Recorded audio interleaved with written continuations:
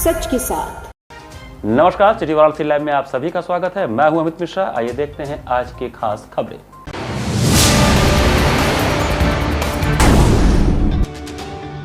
संतान की लंबी आयु के लिए महिलाओं ने रखा ज्योतिया व्रत, कुंड और तालाबों पर उमड़ा भीड़। पद्म विभूषण पंडित छन्नूलाल मिश्र का स्वास्थ्य बिगड़ा, बीएचयू अस्पताल के आईसीयू में भर्ती। हालचाल जानने अस्पताल पहुंचे सपा सांसद वीरेंद्र सिंह।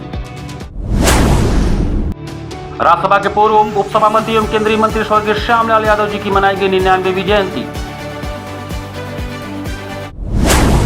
और हिंदी दिवस पर नगर में जगह जगह आयोजित किए गए विचार गोष्ठी, हिंदी को अपनाने पर दिया गया जोर। और अब समाचार विस्तार से। प्रसिद्ध शास्त्रीय गायक पद्म विभूषण पंडित छन्नूलाल मिश्र जी की तबीयत खराब होने के चलते उन्हें बीएचयू के आईसीयू में भर्ती कराया गया। प्रसिद्ध शास्त्रीय गायक एवं पद्म विभूषण पंडित छन्नूलाल मिश्र की तबीयत गंभीर बनी हुई है। 89 वर्षीय पंडित मिश्र को शनिवार देर रात 13 सितंबर को लगभग 11 बजे बनास हिंदू विश्वविद्यालय के सर सुंदरलाल चिकित्सालय के मेडिसिन विभाग के आईसीयू में भर्ती कराया गया। भर्ती के समय उन्हें तेज बुखार और सांस लेने में कठिनाई की शिकायत थी। उनके बीमार होने की खबर लगते संगीत प्रेमियों ने उनके जल्द स्वस्थ होने के लिए बाबा काशी विश्वनाथ जी से प्रार्थना किया। रविवार को दोपहर चंदौली सांसद नेता वीरेंद्र सिंह भी उनके स्वास्थ्य का हालचाल जानने अपने समर्थक साथियों के साथ अस्पताल पहुंचे। इस दौरान उन्होंने उनकी बेटी से उनका हालचाल जाना और आईसीयू रूम में जाकर स्वयं पंडित छन्नूलाल मिश्र से मुलाकात किया। परिजनों के अनुसार वे पिछले 7 माह से अस्वस्थ चल रहे थे और रामकृष्ण सेवाश्रम अस्पताल मिर्जापुर में उपचार ले रहे थे। Mishra ji type 2 diabetes mellitus, उच्च रक्तचाप, हाइपरटेंशन, ऑस्टियो आर्थराइटिस तथा प्रोस्टेट संबंधी रोग बीपीएस से पहले से ही पीड़ित हैं। इसी बीच लंबे समय तक बिस्तर पर रहने कारण उनके शरीर पर बेड सोर्स हो गए, जो बाद में संक्रमण और सेप्टिसीमिया में बदल गए। दूसरी ओर उनका इलाज कर रहे बीएचयू के चिकित्सकों ने उनका हेल्थ बुलेटिन जारी कर बताया कि उन्हें एक्यूट रेस्पिरेटरी डिस्ट्रेस सिंड्रोम भी हो गया है। वर्तमान में वे नॉन इन्वेसिव वेंटिलेटर सपोर्ट पर है और इन्हें एंटीबायोटिक थेरेपी, इंसुलिन तथा अन्य सहायक उपचार दिया जा रहा है। शनिवार देर शाम से उनके वाइटल पैरामीटर्स, महत्वपूर्ण शारीरिक संकेत में कुछ स्थिरता देखने को मिली है। बहुत बड़े कलाकार हैं, तो पूरा हिंदुस्तान उनके लिए दुआ कर रहा है इस वक्त। हम लोग भी बाबा विश्वनाथ जी से यही चाहता हूँ कि उनका स्वास्थ्य जल्द से जल्द अच्छा रहे, क्योंकि हम लोग के संगीत की ये बहुत बड़े धरोहर है। और बाबा विश्वनाथ से मतलब से एक बात चाहता हूँ, जल्द से जल्द स्वास्थ्य रहे। दुख की बात यह है कि पद्म विभूषण पंडित छन्नूलाल मिश्र जी इस आईसीयू में भर्ती हैं। ये बहुत दुखद समाचार है हम लोग के लिए। हम लोग यही मंगल कामना करते हैं प्रभु से कि जल्दी वो स्वस्थ हो जाएं और उनके दीर्घायु के लिए कामना करते हैं। और सभी ईश्वर से यही कामना है कि वो जल्द से जल्द स्वस्थ हो। जीवित पुत्र का पूजन के लिए धर्म की नगरी काशी में प्रमुख कुंडों और तालाबों पर आस्था का सैलाब उमड़ पड़ा। धर्म की नगरी काशी में जीवित पुत्र का पूजा के लिए आस्था का सैलाब उमड़ पड़ा। काशी के प्रमुख कुंडों तालाबों पर माताएं अपने संतान के दीर्घायु की कामना से भगवान जीवित वाहन की पूरे विधि विधान से पूजा कर रही हैं। बता दें कि माताएं इस पूजा के दौरान निर्जलीय व्रत रखती हैं। ज्योतिया पूजा के साथ ही काशी में 16 दिनों के महालक्ष्मी व्रत का आज समापन भी हो गया। वाराणसी के लक्ष्मी कुंड, शंकुलधारा समेत विभिन्न कुंडों और तालाबों पर माताओं ने भगवान जीवित वाहन की पूजा की और उनकी कथा सुन संतान के सलामती के साथ घर परिवार के सुख समृद्धि की कामना की। इस दौरान बड़ी संख्या में महिलाएं पहुंची थी। उत्तर प्रदेश, बिहार और झारखंड में इस व्रत और पूजा को महिलाएं बेहद धूमधाम से मनाती हैं। इस व्रत की शुरुआत भी एक दिन पहले नहाय खाए से होती है। इसके बाद अश्विन मास के कृष्ण पक्ष की अष्टमी तिथि को माताएं इस कठिन व्रत को रखती हैं। श्री लक्ष्मी कुंड मंदिर के पुजारी अविनाश पांडे ने बताया कि वाराणसी के लक्ष्मी कुंड पर 16 दिनों से चल रहे सोरैया मेला का समापन भी जीवित पुत्र का व्रत से होता है। इसमें 16 दिनों तक मां लक्ष्मी की आराधना और पूजा होती है, जिससे पारिवारिक दरिद्रता, आर्थिक उलझन और संतान प्राप्ति के लिए महिलाएं इस पूजन और व्रत को करती हैं। नीराजल व्रत करती हैं, कुंड पे आती हैं, लक्ष्मी माता का दर्शन करती हैं, कथा सुनती हैं, 16 दूल्हा 16 चावल का कांट का धागा बांध के पाँव में बांधती हैं और अपने घर परिवार में सुख समृद्धि के लिए यह पूजा द्वितीया मई का करती हैं। इस पूजे की बहुत मान्यता है। महिलाएं सब अपने पुत्र के लिए रखती हैं, उनकी लंबी उम्र के लिए रखती हैं। इसलिए हम लोग साल में एक बार ये द्वितीया पूजा पड़ता है और हम लोग इस पूजे को करते हैं अपने बच्चों की उम्र के लिए। पुत्रिका व्रत है जो कि हम अपने बच्चों के लंबी आयु के लिए रखते हैं और ये भारत के लगभग हर क्षेत्र में होती है, जैसे उत्तरी भारत, नेपाल, बिहार, झारखंड, यूपी, हर जगह होती है लगभग। तो हम अपने पुत्रों के दीर्घायु, सुख समृद्धि और अच्छे स्वास्थ्य की कामना से 24 घंटे का ये व्रत रखते हैं। हम लोग यहाँ आज पूजा करने आए हैं। आज जितिया का फेस्टिवल है, तो हमने पूरी फैमिली के साथ आए हैं फेस्टिवल मनाने यहाँ पे। और यहाँ पे भगवान को हम 8 तरीके का फल और 8 तरीके के मिठाई चढ़ाते हैं, जिसको ये पूजा ऐसे चढ़ा के फिर पूजा किया जाता है और कहानी सुना जाता है। और ये निर्जला व्रत रहता है, इसको हम अगले दिन तोड़ते हैं कुछ खा के। एक दिन पहले ही सतपुतिया खा के ये व्रत का आरंभ किया जाता है रात में, और उसके बाद निर्जला व्रत रहा जाता है।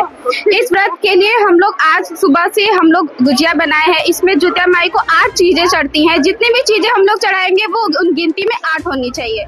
8 चीजें हम लोग चढ़ाते हैं।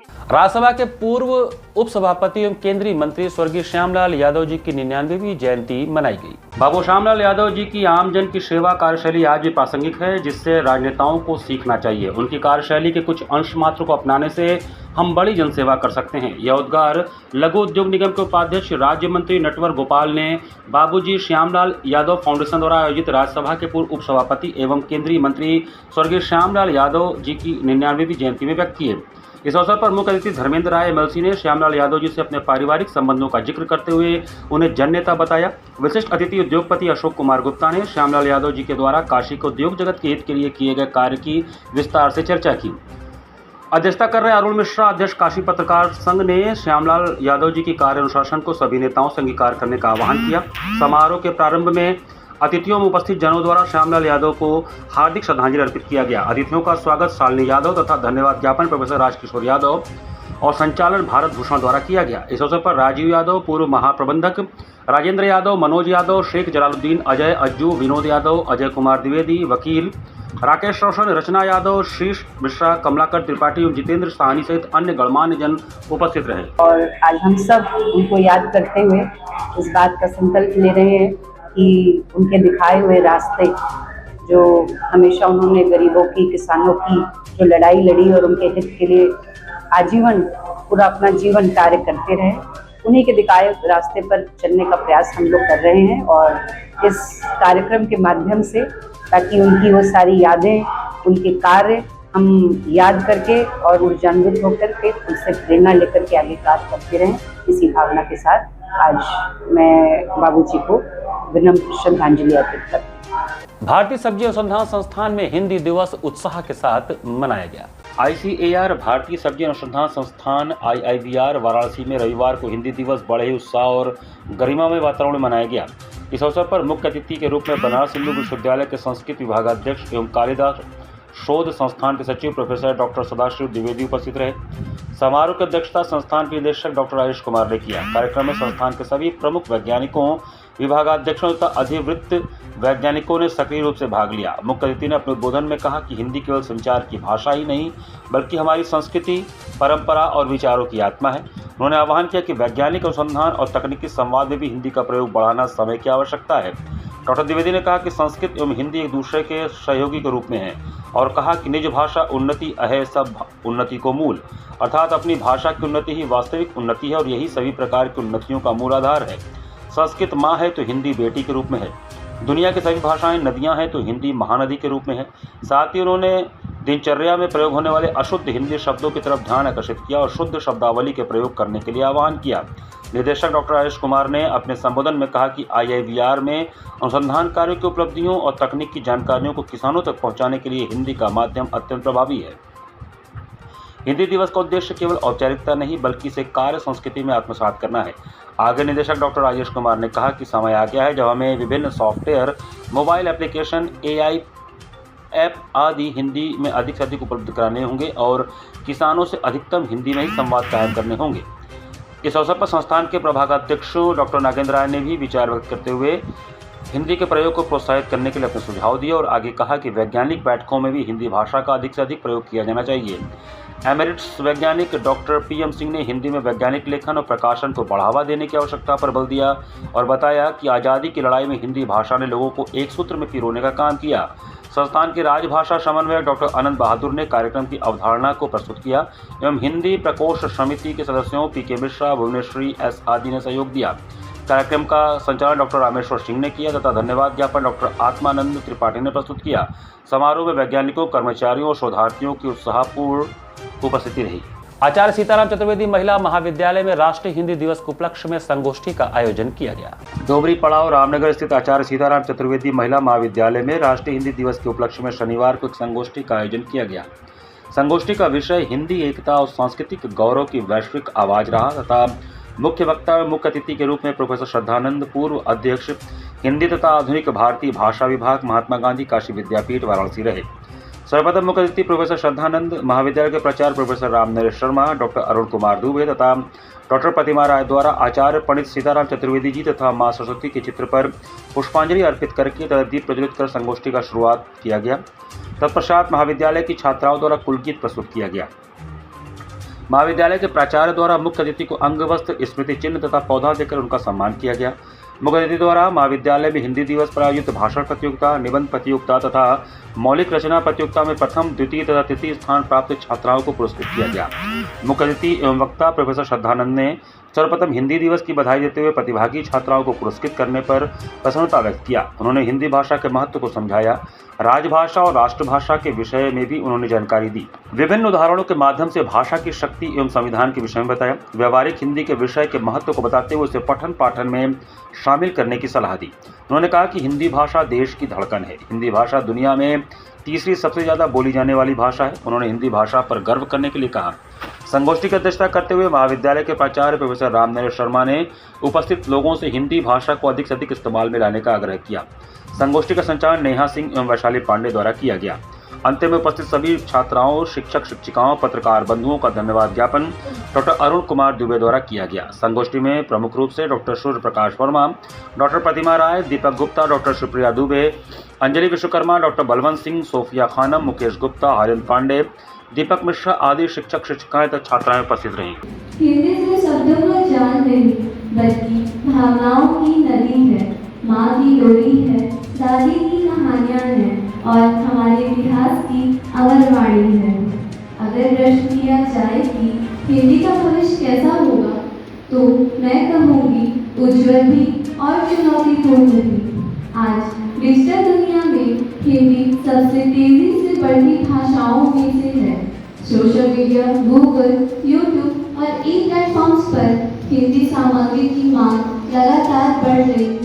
बाल विद्यालय माध्यमिक स्कूल में शनिवार को हिंदी दिवस मनाया गया। शनिवार को बाल विद्यालय माध्यमिक स्कूल डोमरी में हिंदी दिवस मनाया गया। सर्वप्रथम विद्यालय के निदेशक मुकुल पांडे तथा प्रधानाचार्य नीता त्रिपाठी ने दीप प्रज्वलित कर कार्यक्रम का शुभारंभ किया। इस अवसर पर बच्चों ने विभिन्न हिंदी कविता, हिंदी गायन, नृत्य तथा संगीत प्रस्तुत किया। निदेशक मुकुल पांडे ने हिंदी के गौरवशाली इतिहास पर प्रकाश डाला तथा बच्चों को हिंदी के महत्व के बारे में बताया। प्रधानाचार्य नीता त्रिपाठी ने कार्यक्रम में उपस्थित सभी का धन्यवाद ज्ञापन किया। कार्यक्रम में सभी शिक्षक शिक्षिकाओं सहित बड़ी संख्या में छात्र छात्राएं उपस्थित रही। भारत की राष्ट्रभाषा हिंदी होनी चाहिए, लेकिन अब तक लोग कहते ज़रूर हैं कि हिंदी में सारे कार्य होने चाहिए, सारी चीज़ें होनी चाहिए, लेकिन राष्ट्रभाषा इसको घोषित करने में सरकारें आईं और गईं, लेकिन किसी ने हिंदी को राष्ट्रभाषा घोषित नहीं किया। अधिकांशतः लोग हमारे भारतवर्ष में जो हिंदी बोलते हैं और समझते हैं, और हिंदी ही एक ऐसी भाषा है जिसमें इस तरह के शब्द आते हैं जो इतने क्लिष्ट होते हैं कि जिसको बड़े बड़े विद्वान समझने से कतराते हैं और उसका अर्थ नहीं बता पाते। यहाँ पर वक्त चला छोटे से ब्रेक का। बने रहिए सिटी वाराणसी लाइव के साथ। वाराणसी लाइव, सच के साथ।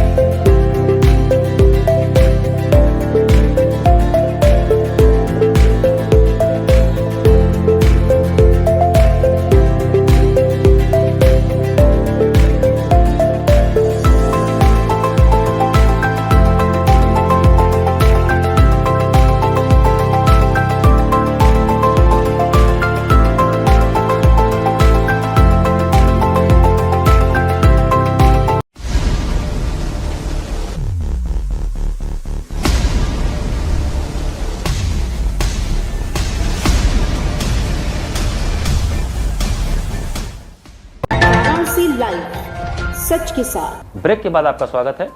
राष्ट्रीय फेरी पटरी ठेला व्यवसायी संगठन द्वारा विकसित भारत के निर्माण में फेरी पटरी ठेला व्यवसायियों का योगदान विषयक विचार विमर्श संगोष्ठी का आयोजन किया गया। राष्ट्रीय फेरी पटरी ठेला व्यवसायी संगठन द्वारा शनिवार को कमिश्नरी सभागार में विकसित भारत के निर्माण में फेरी पटरी ठेला व्यवसायियों का योगदान विचार विमर्श संगोष्ठी का आयोजन हुआ।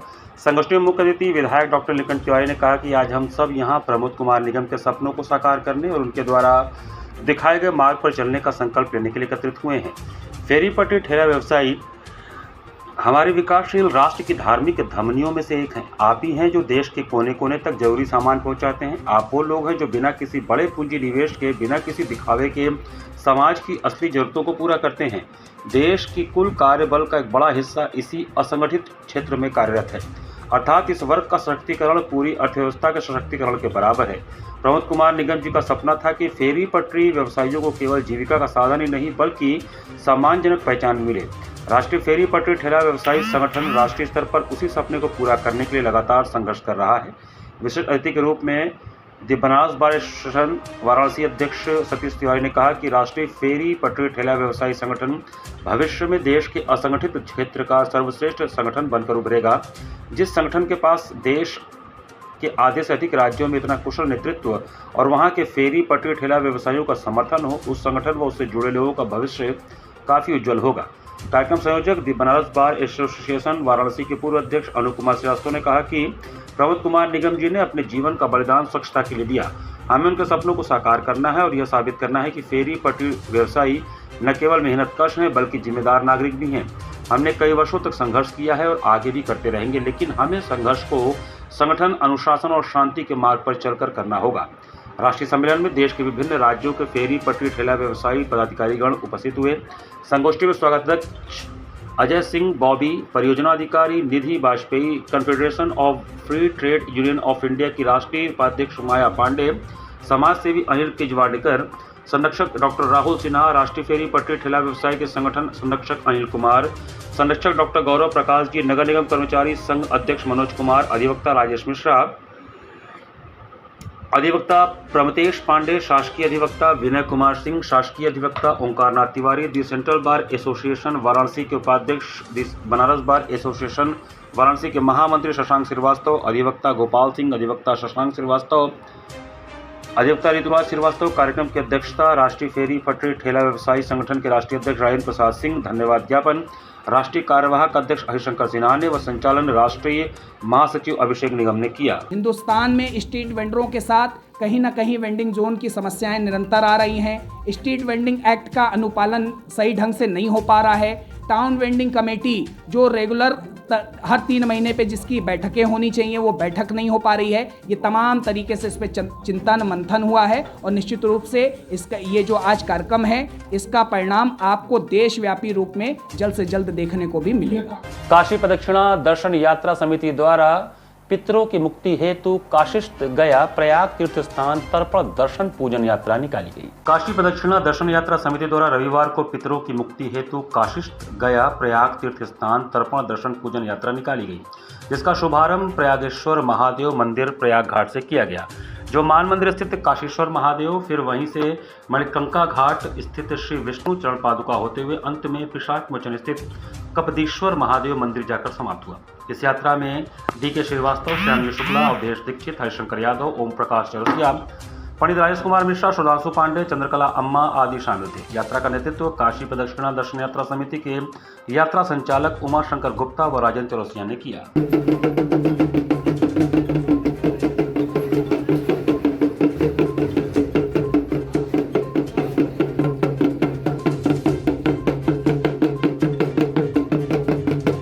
1992 से प्रारंभ वार्ड नंबर 3 फुलवरिया की श्री राम लीला हिंदू मुस्लिम एकता का उत्कृष्ट प्रदर्शन करती आ रही है। इस बार 22 सितंबर से यह रामलीला प्रारंभ होगी। वर्षों से चली आ रही वार्ड नंबर 3 फुलवरिया की श्री रामलीला अपनी उत्कृष्ट प्रदर्शन गंगा जमनी तहजीब के लिए प्रसिद्ध है। वाराणसी की प्रसिद्ध रामलीला में से एक है। 1992 में जिन उद्देश्यों को ध्यान में रखते हुए समिति की स्थापना की गई, आज भी संस्थापक डॉक्टर S.K. गुप्ता, अध्यक्ष हेमंत कुमार सिंह, उपाध्यक्ष सचाऊ यादव, रामाश्रय पाल, सलील कन्नौजिया, महामंत्री विजय प्रसाद गौड़ के कुशल निर्देशन में सभी वर्गों को जोड़ने के साथ साथ रामलीला मंचन के माध्यम से किशोर युवाओं में छिपी प्रतिभा को निखारने, प्रतिभावान बच्चों युवाओं को सम्मानित करने के लिए समिति द्वारा समय समय पर सम्मान समारोह का आयोजन कर प्रतिभाओं को प्रेरित करने का काम होता चला आ रहा है। समिति की सबसे बड़ी विशेषता यह है कि इसके संस्थापक अध्यक्ष गांव के सदस्य स्वर्गीय नजीमुद्दीन अपने जीवन काल तक निर्विवाद रूप से अध्यक्ष रहे। आज भी उनका पूरा परिवार व आशिक अली समिति के सदस्य पात्र व कार्यकर्ता के रूप में अपना सहयोग प्रदान करते हैं। दूसरी बात यह है कि समिति का हर सदस्य पात्र, कलाकार, नृत्य कलाकार, व्यास मंडल, श्रृंगारकर्ता स्थानीय है। इस बार भी यह रामलीला आपसी भाईचारा का संदेश देते हुए 22 सितंबर से प्रारंभ होकर 4 अक्टूबर तक चलेगा। सब लोग हिंदू मुस्लिम जो भी रहती है, यहाँ कोई भेदभाव नहीं, आपस में सब लोग मिलजुल कर पूरा रामलीला में पात्र का भी भूमिका अदा करना और मौके पर मंच पर हर जगह सहायता और सहयोग की भावना से काम करना। ये गंगा जमुनी की तहजीब पर ये सन 1992 से चली आ रही है अब तक अनवरत। सर 32 साल हो गए जी, क्या कुछ बदलाव हुआ या फिर वैसे ही अनवरत चली आ रही है? नहीं, कुछ ना कुछ तो हर साल जैसे जो समझ हम लोगों का आ रहा है, चूँकि गाँव की लीला जान ही रहे हैं ना, तो जो हो सक रहा है, जितने हमारे समिति के पदाधिकारी लोग हैं सब लोग अपने स्तर से लग करके, आप जान रहे कि खर्च भी बहुत बढ़ गया है और गांव की लीला है यार, तो कुछ न कुछ पहले से बहुत ज़्यादा बदला हुआ है। अब ये काफ़ी जगहों में फैल भी चुका है, काफ़ी लोगों में जा चुका है। जैसे इस बार हम लोग अपने प्रधानमंत्री जी कार्यालय भी गए तो वहाँ से भी आश्वासन मिला कि इस बार हम आएंगे वहाँ से उनके, और इसको जहाँ तक हो सकेगा इसको ऊपर हम लोग ले जाएंगे। एशिया कप में भारत की पाकिस्तान पर जीत के लिए नमामि गंगे द्वारा मां गंगा की आरती उतार कर बाबा विश्वनाथ जी से आशीर्वाद मांगा गया। रोजाना गंगा स्वच्छता को प्रेरित करती नमामि गंगे टीम ने काशी के पौराणिक राजेंद्र प्रसाद घाट पर एशिया कप क्रिकेट में पाकिस्तान टीम पर भारतीय टीम की जीत के लिए आरती उतारकर मां गंगा और बाबा विश्वनाथ से आशीर्वाद मांगा। वहीं भारत माता और भारतीय क्रिकेटरों की तस्वीर, क्रिकेट किट, बैट लेकर राष्ट्रध्वज के साथ नमामि गंगे टीम ने आरपी घाट पर पाकिस्तान पर भारतीय टीम की जीत का शंखनाद किया। नमामि गंगे की टीम के भारत माता की जय, चक दे इंडिया, जीतेगा भाई जीतेगा, हिंदुस्तान जीतेगा के गगनभेदी उद्घोष से घाट का परिसर गूंज उठा। नमामि गंगे के सदस्यों के साथ सैकड़ों माताओं, बहनों, बुजुर्गों, युवाओं ने मिलकर टीम इंडिया के लिए प्रार्थना किया।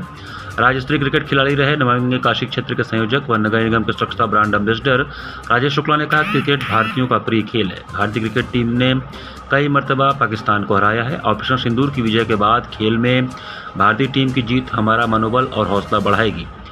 भारतीय cricket team Pakistani cricket team को हराकर आगे बढ़े, इसके लिए हमने मां गंगा और बाबा विश्वनाथ की आरती उतारकर आशीर्वाद मांगा है। वहीं 140 करोड़ भारतीयों की आशा और निगाहें भारतीय क्रिकेट टीम पर हैं। भारतीय क्रिकेट टीम विजेता हो, देवादिदेव महादेव मां गंगा से आशीर्वाद की कामना है। इस अवसर पर नमामि गंगे काशी क्षेत्र के संयोजक राजेश शुक्ला सहित सैकड़ों की संख्या में नागरिक उपस्थित रहे। भारत की पाकिस्तान पर जीत के लिए यहाँ बाबा भोलेनाथ और माँ गंगा की आरती उतारकर उनसे आशीर्वाद मांगा है कि हे गंगा मैया, हे बाबा भोले, भारत पाकिस्तान पर सदैव विजयी हो हर मोर्चे पर, क्योंकि हमने पाकिस्तान को हमेशा हराया है, चाहे वो आर्थिक मोर्चा हो, सैन्य बल हो और खेल का मैदान हो। हम भारतीयों ने पाकिस्तानियों को हमेशा धूल चटाई है और आज भी हमारा विश्वास है कि जो भारतीय टीम के रण बांकुरे हैं वह भारत का मान रखेंगे, सम्मान रखेंगे और मिलकर ऐसा खेल खेलेंगे कि हमारा भारत सदैव विजयी होता रहे, पाकिस्तान को सदैव धूल चटाता रहे। आज माँ गंगा और बाबा विश्वनाथ की आरती उतारकर देवनगरी काशी से यही प्रार्थना। इसी के साथ सिटी वाराणसी लाइव का ये संस्करण हमें समाप्त करते हैं। मुझे दीजिए आज्ञा, नमस्कार।